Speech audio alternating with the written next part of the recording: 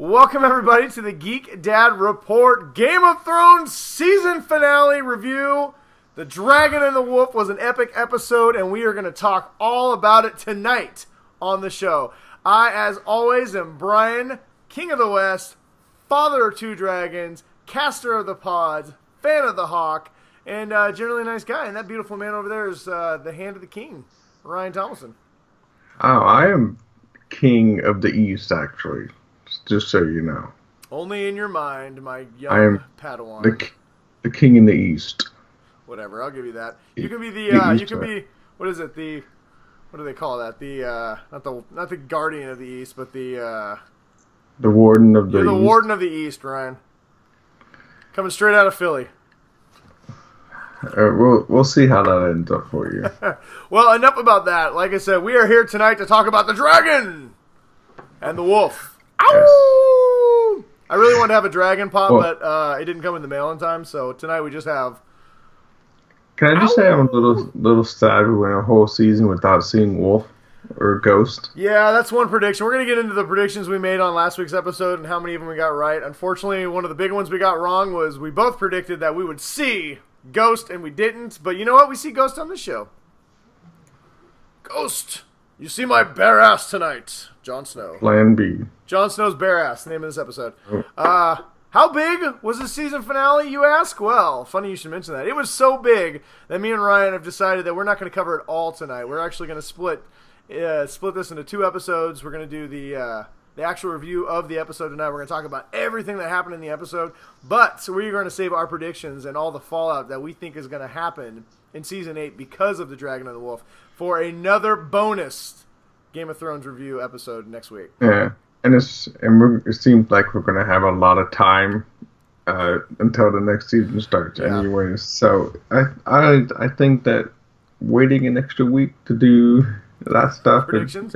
We're just trying to string you guys out. We're trying to give you a little bit more greatness from season 7 because, damn it, like Ryan said, we may not get more Game of Thrones until 2019, which is a long ways away. But you know what? I don't want to talk about negative things. I want to unpack all the greatness that was the Dragon and the Wolf, and I want to start out at one place and one place only: incest. Yes. Yes. No. No. We don't want to talk about it. We want to talk about... We do want to talk about incest, but maybe not. I don't know. What we want to talk about is that we finally have 100% confirmation. It's been said out loud that Jon Snow is, in fact, the son of Rhaegar, the legitimate son of Rhaegar and Lyanna Stark, or Rhaegar Targaryen and Lyanna Stark, and is, in fact, the heir to the Iron Throne. And his name is not Jon Snow. It is... Yeah.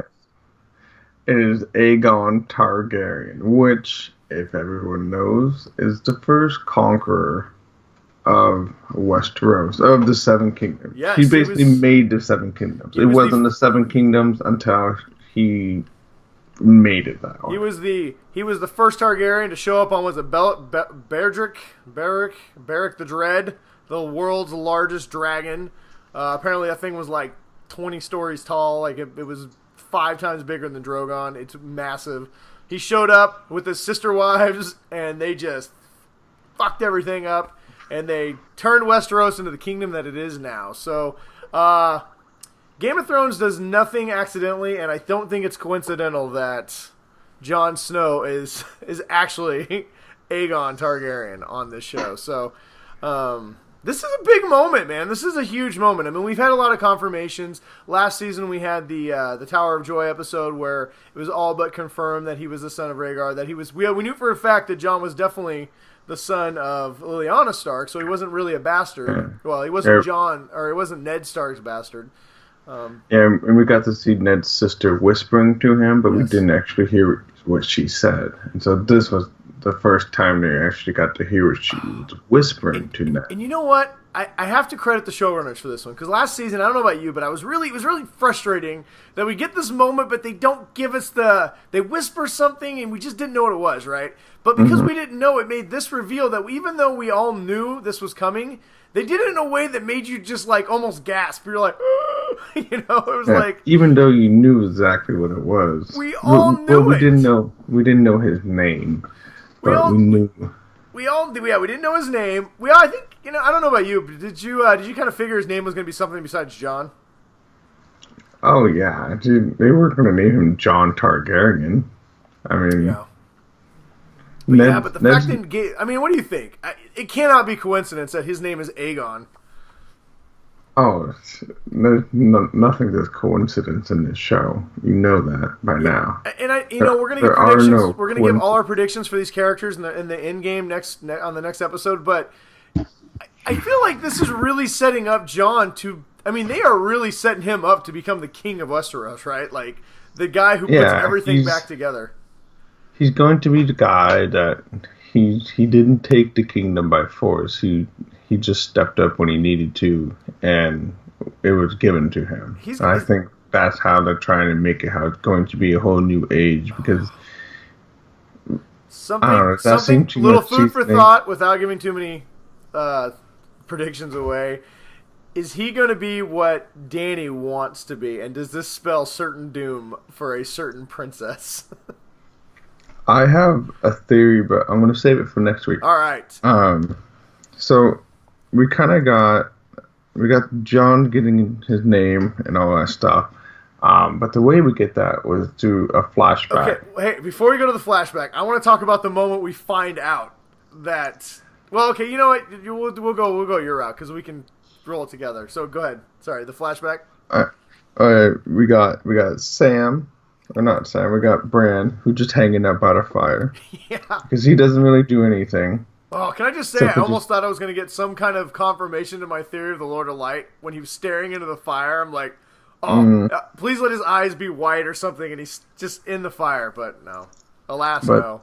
But then we get to see Sam, who got the benefit of some more Game of Thrones teleporting speed travel.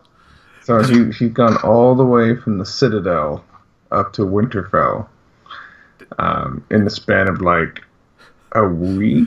Dude, it was. That's like a week's travel in season 1. In this episode, it was 5 seconds. But did you find it a little convenient? I didn't mind it because I knew where this was going, but a little convenient that Sam, the guy who happens to know the other half of the puzzle that we need, just happens to poke his head in to see Bran. He's like, "Oh, hey, Bran, what's up? I was looking for Jon." And Bran's like, "Come on in, let's have a chat." He goes, and he tells Sam, it's like, "I'm the three-eyed raven," and I love Sam's reaction to that. He's like, "Oh, that's pretty cool." I have no idea what that means.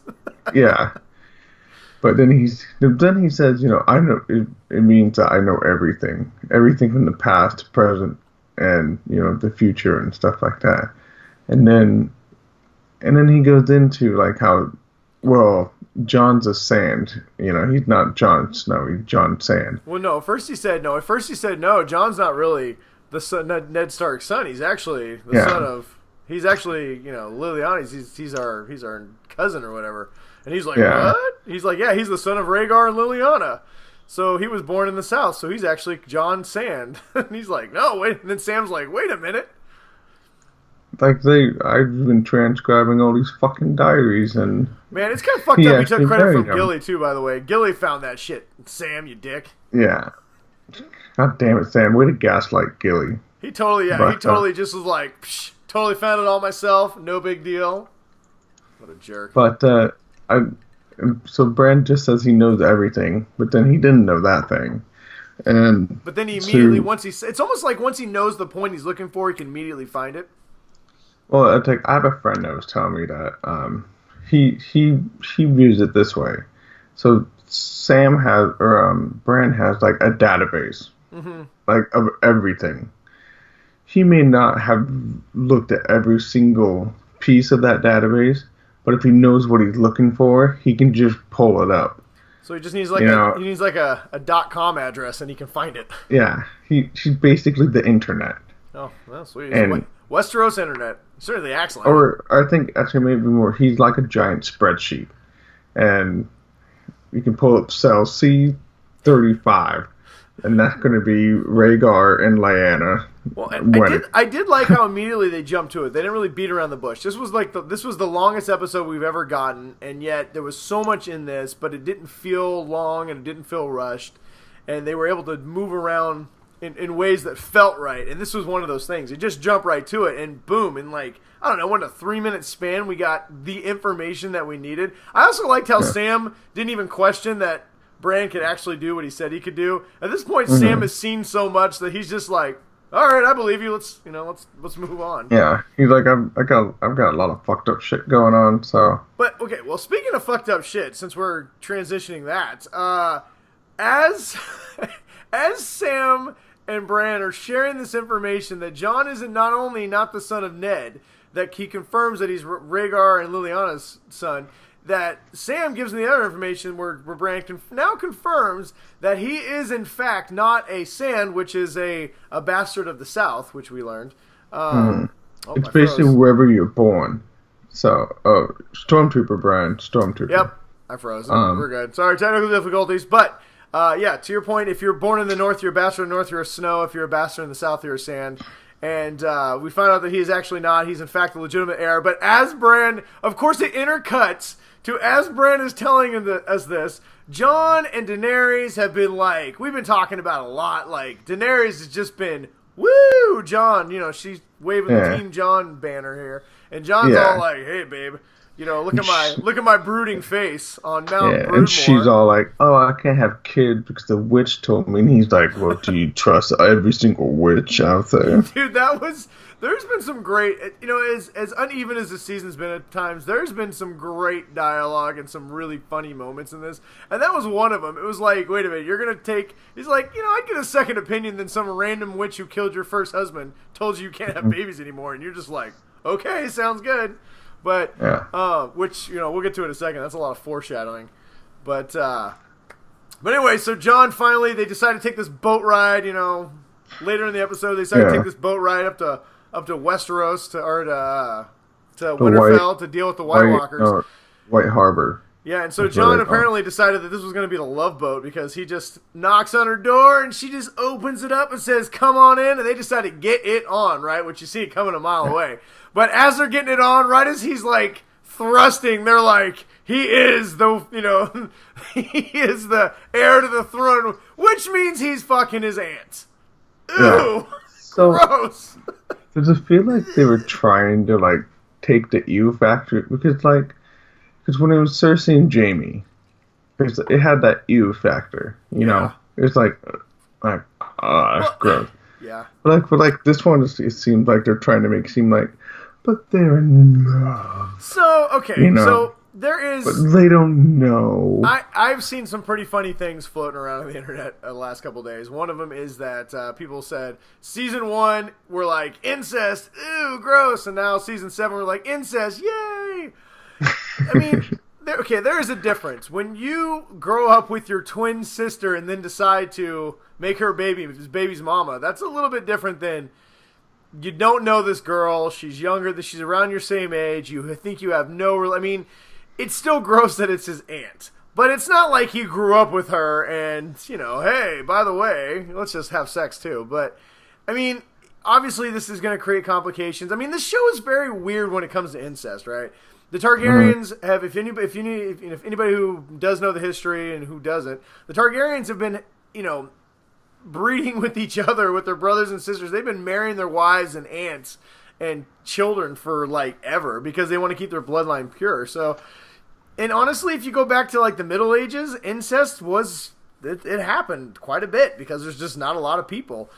So I'm not going to say, I mean, this show has kind of set us up where this, even though it is kind of gross, is kind of acceptable. It's not really acceptable, and I kind of feel bad for them because they finally meet the right person. I mean, if you're Dany, who else is she going to marry? There's like no other real acceptable houses that she should hook up with. And Jon, I mean, it makes sense if he's the king of Westeros, basically. Makes sense to team up with Dany. So it makes sense for all the reasons for the show, but it's still kind of icky. And you wonder how much this is going to complicate things, especially since they've been leading us so much into Jon and Dany's lineage and having children and this other stuff. He's definitely putting a baby in that girl, right? I mean, that's gonna happen. The Stark seed is strong. Yeah, I mean well, actually, wait, sorry, the Targaryen seed. Yeah, the Force is strong with that one, but you know, this is something we'll talk about in our prediction show. But I feel like not only is Dany going to be pregnant, there's going to be some drama. And if you stayed for the after the show Game of Thrones, where the showrunners talked a little about it, they hinted pretty much as much that once they find out who Jon is, it's going to complicate this relationship. What does that mean ultimately? I don't know. This is Game of Thrones, so if you expect Jon and Dany and their little baby to live happily ever after on the throne, you know, like Ramsay Bolton said, you just haven't been paying attention, because that's not really what this show does. But it does set up some really interesting dynamics, especially if you're really into Shakespeare. There's a lot of things that I think the different directions the show could go.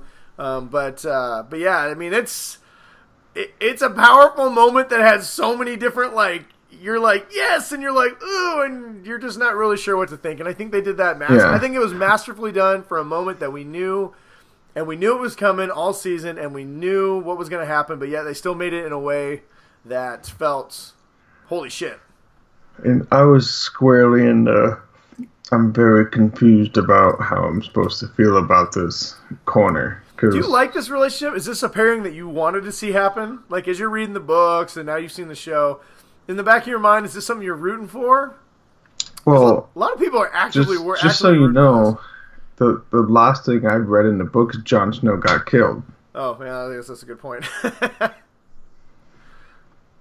That's where I'm at in the book. That's not really an answer, Ryan. I want a definitive answer. Before he died, was this... Well, I guess they hadn't really even met each other. But okay, watching the show, is this a relationship that you know, last couple seasons, is this something that...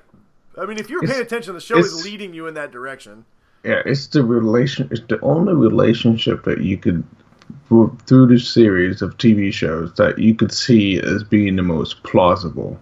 Yeah. Because, I mean, what, Jon's going to marry Sansa? Yeah, that's gross. See, that's gross. That's incest, plus that's you're my sister incest, right? Well, he would technically be her uncle. But what I'm saying is he grew up, so in his mind, that's his sister. Yeah. And that takes it to that other level we were talking about. I just, you know, I think this is one of those moments that you know is coming, so you kind of prepared yourself for. You know it's kind of wrong, but this whole show is kind of wrong. So it's honestly a perfect relationship for Game of Thrones, I guess. Yeah. But, you know, I don't know. It's definitely going to play a huge role in Season 8. Not only the reveal of Jon, but the fact that him and Dany are now officially an item. And then there's Tyrion. Do you have any thoughts on why he was lurking weirdly in the hallway? I think it's because I think he loves Dany in a way. Not like Jorah, you know, who's a little on the weird side, but I think he's always trying to just have her best interest, I think, and I don't know, like, why he would actually be, like, lurking out there. I mean, other than he just, like, well, I just want to confirm this. Do you think that maybe... So apparently in the books, there's a prophecy that Dany has a dream that she'll be betrayed by a lion. Do you think that maybe Tyrion made a secret deal with his sister Cersei earlier in the episode? Well, man... That whole dragon pit thing was kind of threw a lot of stuff through the loop because too much stuff happened off camera. Yeah, well, here let's put Cersei on the back burner for a second, and let's. Don't you mention dragon pit? Let's talk about the dragon pit because it took up majority of this episode, and it was real. It was classic Game of Thrones. They slowed it way down. We got a ton of dialogue, a ton of character interactions, very slow paced. But it was great. It felt, after last week's weird jumping all over the place, it was nice for this episode to kind of get back to being Game of Thrones a little bit, other than Sam making it to and for the first time in like 5 seconds. For the first time, the vast majority of the major characters were all in the same place at once. I don't think it's the first time. I think it's the only time we've ever had all those characters in the same scene. Because I know Jon. Because think about it, Jon never went to King's Landing. You know? No, they were all at Winterfell when Robert went up there. That's probably true. I don't know if the Mountain was up there, though. But yeah, I mean, this is the first time. But to your point, this is the first time we've had most of the characters together in some monumental scene. What was your favorite? There were so many good little pairings there where people brought up their histories. What was your favorite one? Because I have my favorite one. I think it's probably different than yours. But what was your favorite one?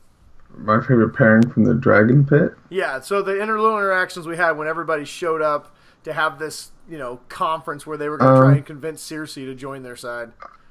I have a couple. So as they're walking up, I really enjoyed Tyrion talking to Bronn. Mm-hmm. And still trying to tell him that, whatever they're paying you, I'll double it, And then him basically saying that, well, if you think about it, I'm always playing for me because I just brought the heads of the two most hated people that Cersei wanted. Together. And together just delivered them. So I think I'm all right, and I don't need your money. And then the other one, I'll have to say... well, back on that one real quick, and even the point when they all finally get together, and Bronn's talking to Pog, and he's like, let's go grab a beer. We'll let the fancy folk work this out. They just take off together. It's like, let's get the fuck out of here before something happens. No, it was a great callback to early seasons when those three were kind of inseparable, and we're all a team. Mm-hmm. I do hope that Bronn eventually comes to his senses and shows up on, the good side. I think that wherever Jaime goes, Bronn is probably going to go. Yeah. But we can get to Jaime in a second. Then my other favorite one, my interaction would be the Hound carrying up that big fucking box. That was so great. Drop the box. With the zombie? With the start taking everything off, and, then he quickly, flipped the lid up because, he's afraid of, the thing jumping out and shit. Nothing happens. And he's all like... Dude, there was a moment when I thought that the zombie was just going to be dead. It wasn't going to move. Yeah, it got too warm. And this episode did a really good job of really ratcheting up the tension in a lot of ways, just with the music and the way that they did it, where you felt like I said, you felt like at any moment anything could go wrong. I mean, partially I think it's because the way the show is, and it was a season finale. But like I said, I legitimately thought there was a chance when he opened that box that thing was just going to be dead, and then everybody was going to start fighting, and dragons were going to start killing things. Yeah, I was kind of it very well could have gone that way. Mm-hmm. But thankfully, he just kicked the box over, and the white went flying out and scared the shit out of everybody. But all for naught, because Jon decided to be Jon, and at the moment Cersei's like, okay, but you know what? I'll commit. Jon had to be Jon, right? In that moment, I give the writers a lot of credit because it would have been real easy to turn Jon into somebody else for the greater good, right? But the moment when Cersei's like, okay, I'll do this thing, but the North has to basically be Switzerland for the rest of this war when it's all said and done, and Jon was like, can't do that. I already bent the knee to Cersei, or to Dany. And everyone was just like, you need to learn to lie. And then they bring up his father. And I liked how Jon finally's had enough. He's like, you know what? I get it. I know that Ned got himself killed because he was too honorable and made stupid decisions. But at some point, if we all lie, then our words just become meaningless and nothing is important anymore, right? And so it felt like in a show where everybody lies all the time and backstabbing everybody, I feel like this show... I think that's why Jon got to come back from the dead, and why so many things have happened in Jon's favors, because through it all, he really stays true to himself, and he is the one honorable character in all of Westeros. Which could translate into someone who's really good at being king, and could bring back a lot of, honor and stuff too. This series really is about Jon, isn't it? Yeah, I mean, it's about Jon. Song. It's a song of fire and ice, Brian. It is. And who's the fire? Does that mean that could easily? But you know what? That could. Now that we know about Rhaegar, now that we know about Rhaegar and Liliana, that could easily be the song of fire and ice. Starts with those two, and the other thing we didn't bring up about that was the fact that Bran officially was the first person to finally say that Robert's rebellion was built on a lie. That was a really big moment for this series, because we've always taken the assumption that the Targaryens were bad and Robert was good and the rebellion needed to happen. Now you find out that, well, the Mad King was still the Mad King, I get it. But everything that happened was not because somebody was taken, kidnapped, and raped. It was because they fell in love and somebody else couldn't handle that shit. And so, I mean, Robert fucking lost it. So such a and so I really love that moment of Jon as a guy who Jon Snow is my favorite character. I'm the best. I really thought that was an important moment for Jon, and sometimes he's right. In a house of snakes, sometimes you have to have one person who's not afraid to just be like, I'm not going to be a snake, right? Well, now, in the case of Ned, it got him killed. But I think in Jon's case, I think that's what Westeros needs right now, right?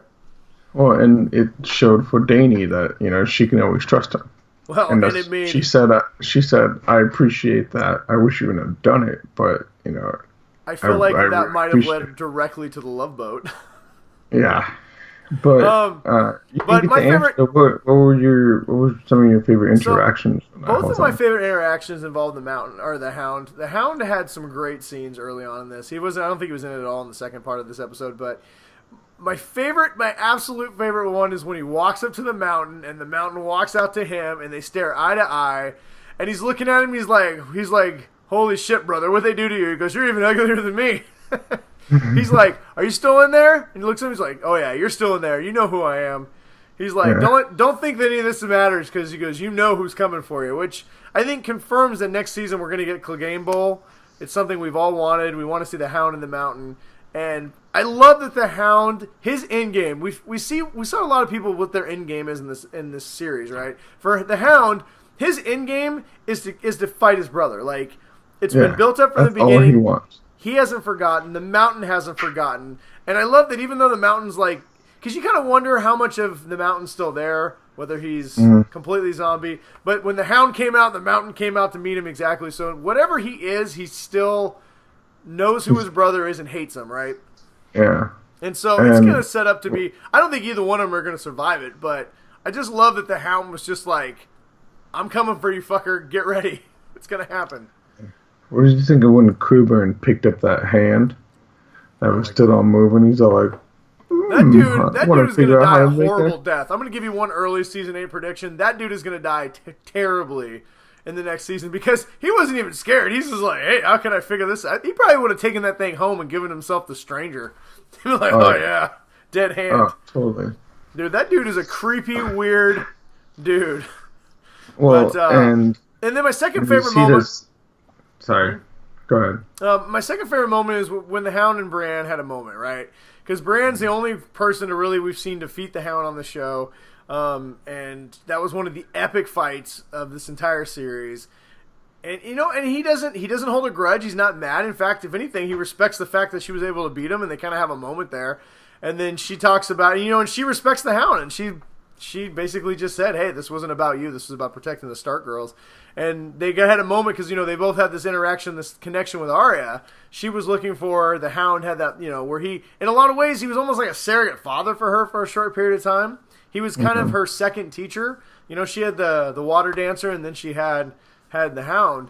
And when Bran talked about how much Arya's become like, she doesn't need protection. She can do whatever she wants. You could see like this sense of pride go over the Hound's face, and he was just like, yeah. It was just, it was well acted, well written, and it just, I don't know, it was a cool moment. The tied in characters that weren't there, but maybe even gives you a little bit of a hint of things to come next season, which I think we will talk about on the next episode, but that's a little tease for you guys. I have a very big Arya and the Hound theory that I think is going to happen, and we're going to talk about it at some point.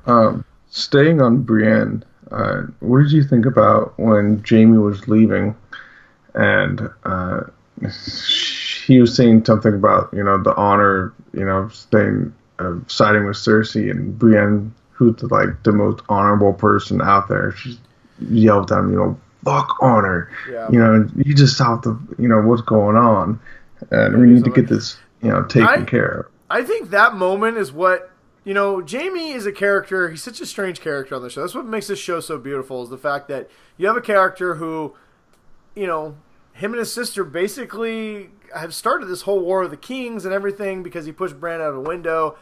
He's having sex with his twin sister, which is gross. And he's just an asshole. But over the course of 7 seasons, he's become a person that you actually... If you were to tell me, Brian, one of your favorite characters is going to be a guy who bangs his sister, I'd be like, yeah, no, that's not going to happen. But, the full story, the full character growth and arc that Jaime's had in the series, you've seen him all season where his loyalty to his sister is the only thing holding him there, because he knows she's evil. He's been struggling with the fact that she's evil because Jaime essentially has become a good person.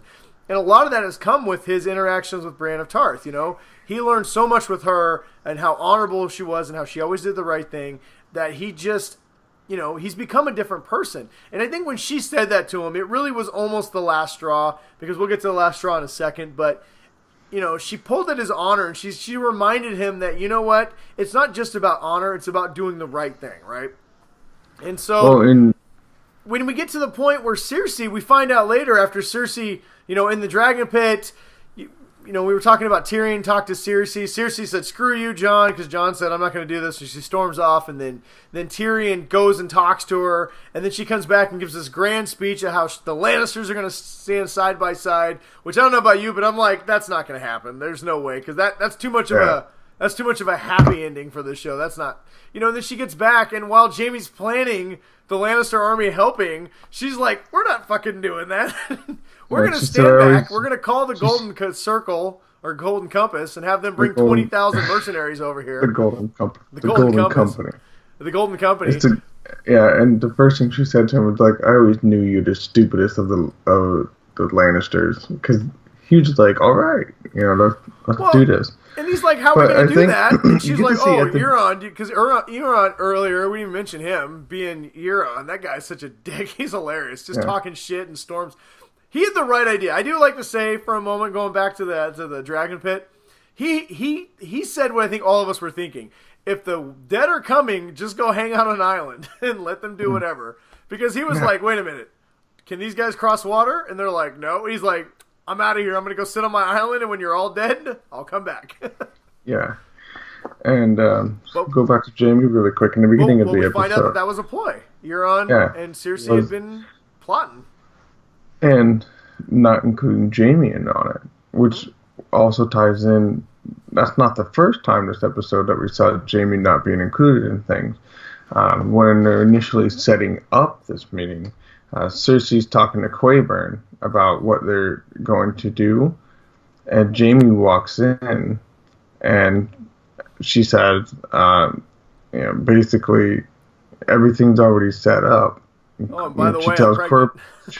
Yeah, she tells Qyburn what to do, and she said, you know, if stuff goes by, you know, just kill the silver-haired bitch first, and then kill, you know, your brother. That was great. Yeah, yeah. And so basically, that's the first time in the episode that Jaime starts to realize that he's being left out of things. And then when he finds out that Cersei and Euron have already planned out this whole thing to get the Golden Company,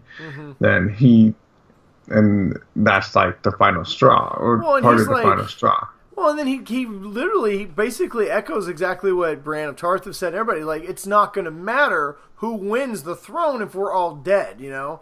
And we have to do this, and this is the right thing to do. And Jaime and Cersei is just like, go fuck yourself, I don't care, you know? And it's just... She's like, well, did you notice there's one less dragon? So... I really, two things happened in that scene. For the first time, you really felt like that moment was so earned. It's been earned for a long time, and it was really powerful to see Jaime walk away from the only thing he cared for. And two, for the second time in this episode, I really thought that the Mountain was going to fucking cut a Lannister in half. I mean, the first time we had the scene with Cersei, with Tyrion, which we pretty much brushed over, but I'd like to just give a quick. That was one of the best acted scenes. Like, it was so powerful to see Tyrion and Cersei, those two actors playing off each other, like how much they'd hurt each other and how much they both loved their family and how far they both were willing to go to save it. And, you know, but at the same time, you really felt like Cersei at any moment could tell the Mountain to kill her brother. But we find out in this episode that is the one thing she won't do. As much as she hates Tyrion, as much as she's, you know, angry at Jaime, she cannot bring herself to kill her own family, right? Yeah. And she's all about preservation of the family. But did you think that one of them were going to die? I thought Jaime was a goner. I thought this was going to be a surprise kill. I thought Jaime was a goner because she did that head thing to the mountain. And he pulled out his sword. I thought when he looked at her and says, "I don't believe you," I thought he was going to start walking and a sword was going to burst through his chest. Yeah. I was so no, not Jaime. He's come so far. But alas, Jaime lives to fight another day, and he The last time we see Jaime, he's leaving King's Landing, and the snow is officially falling now. Winter has officially come to King's Landing. And I also thought it was a pretty powerful moment when he puts the glove on over his gold hand. It's almost like it was the last bit of Lannister of him that he's just decided to cover up, to let go of, right? So do you... I don't want to get too much in for season 8 stuff, but do you think he's going to try and take the Lannister army for himself? No, if I had to guess, I think he's going to. Hopefully, Bronn pairs up with him, but I think he's just going to head up north. I think he knows he's no longer their commander. I think when he walked away from Cersei, he walked away from his title. I think he, at this point, is just doing what he feels is right. He feels the war against the dead is the most important thing that is facing the entire, Westeros, and he has to be there to help. So it definitely raises a lot of interesting conversations about the future of this character. We've said it a bunch of times. We don't want to continue to make you guys go, but we're going to talk about this a lot in our prediction show. But it definitely, there were so many moments in this that leave the characters in so many different places that I don't know how we're going to squeeze all this in 6 episodes. Like, I just don't, because there's so much that happened this week. So many things just changed this week, from Jon's lineage to Jon to even just Dany. Her relationship now in the show has changed, because now she's not just the next in line for the throne and a conqueror. Now she's also one half of a dude. She's not even she doesn't even have the best claim anymore to the throne. And it's just, there was so much to change, and I don't know. I love the whole scene. I love Tyrion. I love Jaime. I love the Lannister dynamic. I really thought this could be the end for some of the Lannisters. I'm glad it's not. It'll be interesting to see how it goes forward. But I do, back to Tyrion for a minute, I think that conversation with Cersei, my thought is I do think he made a secret deal with Cersei, because I don't think he wanted to see his family die, especially once he made such a big scene about he loved his niece and nephew, and he was so angry that they died. And then he find out that Cersei's pregnant. And I think... Yes, but when you find out after the episode stuff that she was actually playing him with that. So, like, of course she was playing him, but he doesn't know that.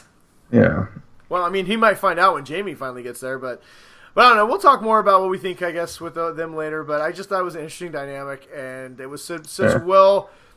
I didn't think I would care as much about the Lannister drama in this episode. I thought this was going to be all about Jon and Dany, and we got a lot of Lannister stuff that was just really good. So another character that we got a little bit of closure for, and he has the only active side quest. Some more brother-sister drama, basically. Well, yeah, Theon. I want to take one quick second to talk about Theon before we get the last 2 main things that happened. And the last 2 we can pretty much blow through pretty fast because they happen really quickly. But Theon had his story this whole season has been kind of weird, especially since once he lost Yara, he's just been Reek again. And it was nice to see him take a step forward a little bit. The moment he had with Jon, where Jon basically says, I forgive you for everything that I can, but I can't forgive you for everything you've done. But you are, quit being what you are. You are a Stark. You are a Greyjoy. Embrace that. Ned was your father. Yeah. And be a man. And stop being a bitch. That moment was the first time I saw Jon as a king type person. Like, the thing he gave him was very kingly, right? Just like, Theon, you fucked up bad, but you can make it right? And so I love that moment where Theon just decides, I'm gonna either get these guys, get my punk ass Greyjoy or Ironborn people that follow me, or I'm gonna die trying. All 12 of them that are left, apparently. I know, right? Well, it was more of a symbolic gesture, but he goes there and just basically gets his ass kicked, and for a while he's Reek. He can't fight. He keeps challenging, and I think he went there to die, but then all of a sudden the guy knees him in the nuts twice, right? And it was like, and Theon started smiling, and it was like at that moment he realized that even though he'd lost so much, he could turn it into a strength, right? And you could just see in his mind like something changed with him, and he kind of grabbed, some inner strength that he had, and ran with it. And so for the first time in a long time, I'm excited to see a little bit of a redemption for Theon. I don't think he's going to make it, but I'm looking forward to seeing the inevitable showdown with his uncle and his sister, who he clearly has to free, because if Theon faces Euron by himself, he's dead immediately. Yeah.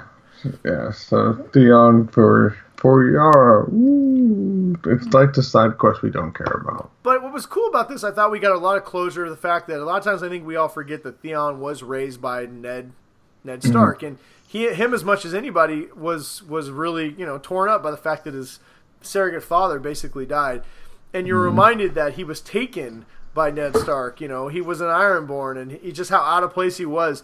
Doesn't make right what he'd done, and that's what I loved where Jon said, hey, I can't forgive you for everything you've done, but I get it, and I forgive you for what I can forgive you, and now go make your own destiny, be a man. And yeah.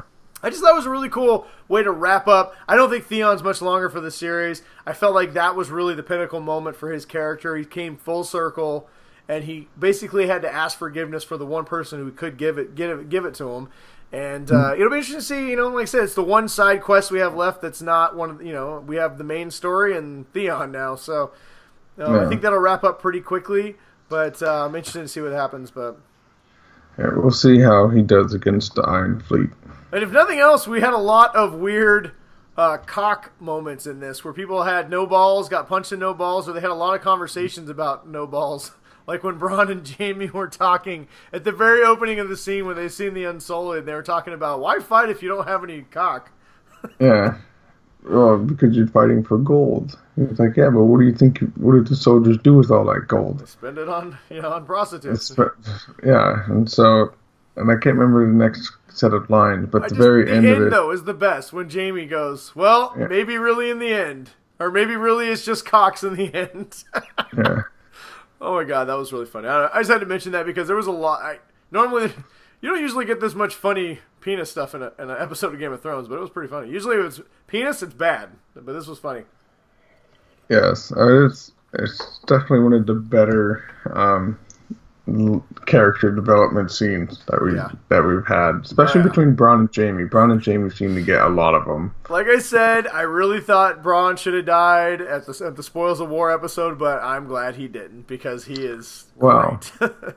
You know who did die though? Yes, finally, that little fucking snake, Littlefinger, dead. Finally. Yeah, Arya just. So, okay, we're not going to spend a lot of time on this because, honestly, this was my least favorite storyline of Season 7.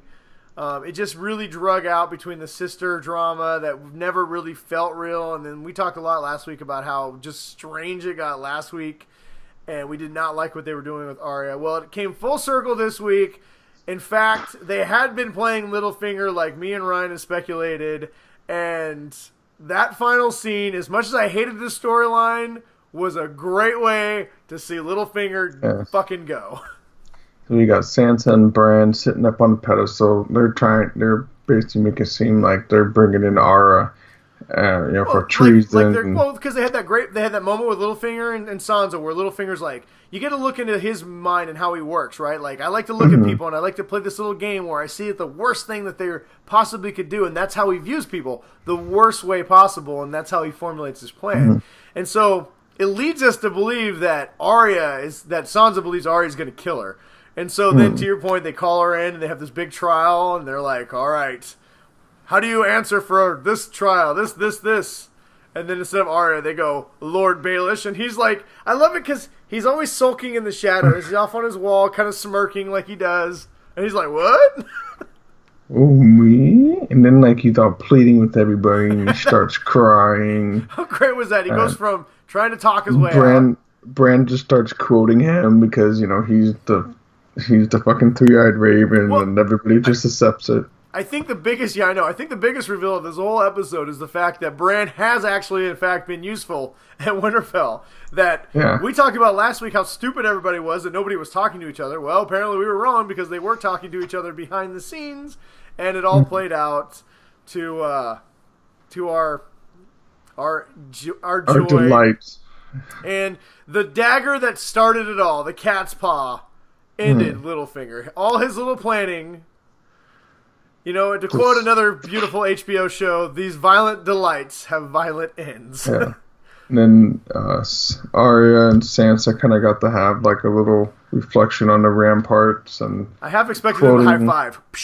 Yeah, quoting their father and stuff like that. And this was a very Ned Stark heavy episode. You felt like Ned was in this episode, even though he wasn't. You kind of felt like his presence was here, right?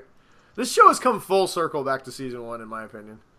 Yeah, that's I think that was the whole point. I think was to go back to full circle. So how great was it though that Sansa's just giving him the fucking riot at, and she's basically like, "You've taught me well. And she's used everything. I'm a slow learner, but I do learn." And then Arya's just sitting there, just like, "Give me the order, give me the order," and then she just walks up and.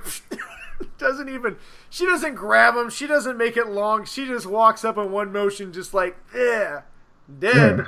And he's just like, You know what I did? You know what I thought was going to happen?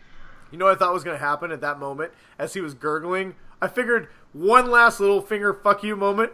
I thought while he was in his death gas, he was going to yell out, "Jon is a Targaryen." Does he know? I think he does, because remember they were down 2 seasons ago. They were down. Littlefinger and Sansa were down in the crypt, and she was looking at her aunt, and she's like, "This is the whole war started because Rhaegar, kidnapped her." And Littlefinger's like, "Well, that's what they say happened." And he always kind of hinted that he might know more to what he was saying. I think he always did that about everything, though. Yeah, that's probably true, But it was good to see the fact that Sansa and Arya were, in fact, and like you said, at the very end, they had some reflection where they both realized, like, we both come so far. Arya said, "I couldn't survive what you did," and Sansa's like, "I couldn't survive what you did." And this show, if anything, this season has been the characters being true to themselves, right? Cersei, in the face of certain doom, still is like, "Fuck you, I'm going to do it my way." Jon, in the face of getting everything he wanted, still chose the honorable way over the right way, Arya and Sansa, at the end of the day, they still were who they were. And Littlefinger was who he was. He tried to manipulate sister against sister like he did with Kathleen and her sister earlier in the series. And it just... This series has been nothing if the characters are not true to themselves and the development that we've got for them. And I really appreciated that. And I thought that was great. But on to the last thing, unless you had something else you want to talk about, Winterfell. We got Tormund hanging and on Beric, the wall. Just as they hold chilling, hands and sing songs. Spitting off the wall. About tall ladies. And one-eyed willies. Yes. And so they're just sitting there. And then you get the fucking army finally reaches Eastwatch. And the massive dead has come there. And then as they're all sitting there just like, do, what do we get? Yeah, they're all just, first, they're just like, "Oh, yeah, there's a big, huge army," We got but the wall. They had no fucking idea about the dragon. And here comes a goddamn ice dragon, blowing blue fire ice things. Which I called. Yeah. Well, so there's been a lot of debate, real quick sidebar, there's been a lot of debate whether this is a undead dragon or an ice dragon, because apparently ice dragons are their own thing. Well, it appears the showrunners are actually combining an ice dragon with a dead dragon and making their own kind of show version of an ice dragon. So in the George R. R. Martin universe, Game of Thrones universe, in the books, an ice dragon is actually like its own species.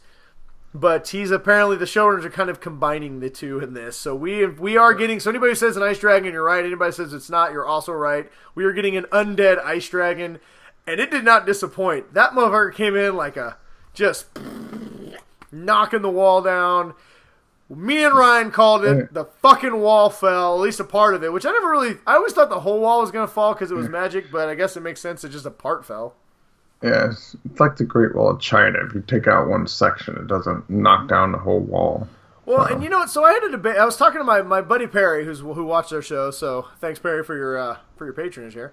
We were actually watching the show together, and we had a conversation about it afterwards. And he was wondering, like, so because Jon had to go get this thing and the dragon died, that's the whole reason why the wall came down. And now I had a theory, and I'd like to hear your thoughts on this. That I don't think the Ice King was coming to the wall with just things like, well, we'll see what happens when we get there. I think that he was going to... So remember when the wildlings tried to take down the wall, they brought in the giants to pull the gates open? Mm-hmm. I feel like the Night King had some plan like that. I just feel like he used the dragon because he had the dragon at this point. But I don't know. What are your thoughts? Do you think that Jon led to the wall falling, or that they had a plan all along? They had a plan all along. But I think the ice dragon just became the the new A game, the A plan, and then you have an whatever ice they dragon. were doing, they're like, well, fuck that. I mean, we got a fucking dragon now. But a friend of mine, I was talking to him, and he pointed out that if you look at the dragon, it's already got holes and stuff in the wing from decay. Mm-hmm. So she's the one we could. If you look at the polar bear, because everything they still decay. Yeah. Stuff like that. Because the polar bear had bone parts showing and shit like that. So he's thinking, at some point, how fast will the decay happen on the dragon that its wings can't fly anymore? Yeah, I think it's which magic. They're dead dragons flying. Tell your friend, whoever your friend is, thanks friend for watching the show and adding to it. But tell your friend that don't worry about shit like that. They're magic. They're magic dragons who fly. Holes in their wings will not matter. Yeah.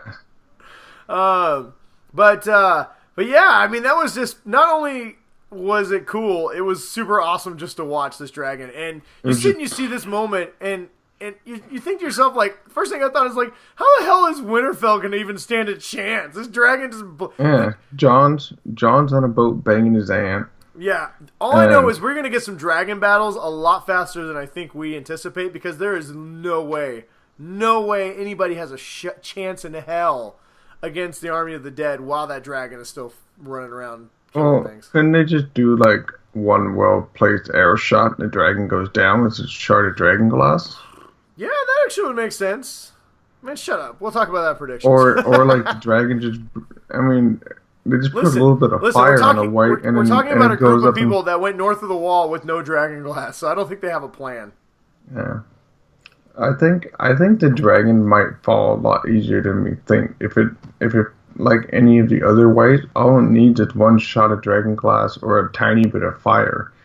And the other dragons shoot fire. Well, you know what, damn it, I think we're still going to get an awesome dragon fight at some point. Oh, yeah, it's going to be a massive dragon fight. But I am really excited. We're going to have three dragon riders. It's going to be badass, and I can't wait for Season 8. So how does Tormund get down 700 feet of ice in time? First of all, did you think that Tormund died? Because I felt like he lived totally. I thought him and Beric, I thought the show did a good job of showing that they were on the side of the wall that didn't crumble. So, yeah, I think they're going to live. I think, because it seems like the army just marching through. They're not, like, stopping to kill anybody that might still be alive. They're just like, fuck it, see ya. Well, one of two things is going to happen. Tormund and Beric are either going to run to Castle Black, which is a long ways away, or you got to remember, Tormund did scale the entire wall, so it's possible that he scales down it, I guess. Mm-hmm. I don't know. I think that's insignificant. Somehow they'll end up hooking up with Jon. If the Walking Dead or anything, they're real slow, so we probably have at least an episode before they have to face off. But I think we'll get there. Dragon just fucking fly ahead. There's nothing stopping them. Yeah, that's true. Well, before we end the show, we did want to toot our own horn, pat ourselves on the back, and we want to talk about the 7 predictions that we predicted that happened correctly. Basically, this is our chance to give the show a little validity so that people go, those guys know what the hell they're talking about. So first up, we predicted from day one that the wall would fall on the final episode, the final scene of Season 7, and that did happen. So, Ryan, give yourself a little pat on the back. We did it. What was the second thing, John? What was the second thing that we predicted last week? The second thing was the flashback. We knew there's going to be a flashback for Rhaegar and Lyanna to figure out what exactly that lineage is. Yeah. And I think, even though it was like a bunch of like really quick cutscenes, it was a really good scene. Yeah, no, the way they did it was perfect. I kind of hoped it would be longer, but the way that it unfolded, I thought it was perfect. I'm going to give us a half a point for that because I think we predicted that it was going to happen in episode 6.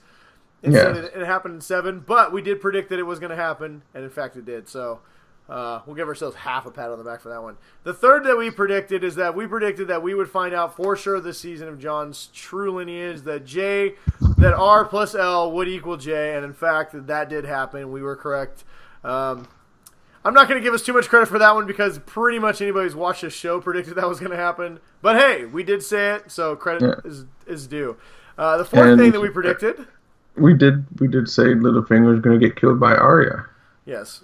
We maybe our way was slightly different. I think we had like But, 4 different ways that was going to happen at some point, but we steadfast that it was going to happen this season. No, we said it was going to be Sansa and Arya are going to be playing Littlefinger. Yep. And then they did it. They just didn't do it with the face mask thing like we were talking about. We also said that the dagger would play an important part, and it did because it slit his throat. So we're going to give ourselves 2 points for that one. Yeah, and double pat on the back. For our number 5, Sam did prove some usefulness. That was yours. I'm going to give you full credit for that one. You predicted last week that Sam would be a huge part this season. Well, actually, I don't even know if it was last episode. You predicted that Sam would be a huge part in figuring out Jon's past. And he was. He was the missing information. Well, you get a half a point because it was Gilly who found out. And fuck you, Sam, for taking all the credit. But yes, you were correct. Sam did play a big part, knowing that we now know that Jon is the rightful heir to the throne.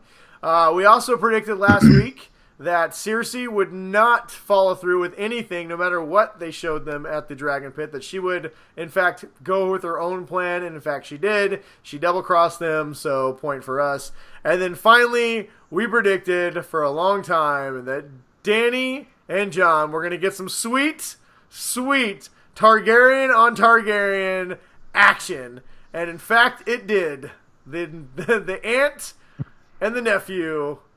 So gross. consummated their dragon love, and the worst part is they both don't even know how dirty it really is.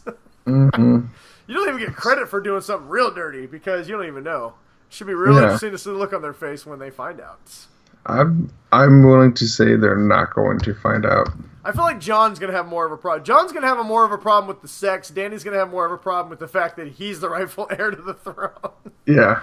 Because, I mean, she comes from the Targaryens. I mean, her brother was trying to act like he wanted to hit that the first episode. So, you know, I don't know. We'll see. But anyway, but that is all we have for you guys tonight. Now you can see why we decided to leave all our predictions and everything else about Season 8 on the table for next week, because we are already almost an hour in, and we could probably still talk for another 20 minutes if we wanted to. But we could. We had to speed it up just to get to this point. So. Yeah, so thank you for joining us. It's been a great season. We can't wait to talk about the Season 8 next week and cap this whole bad boy off.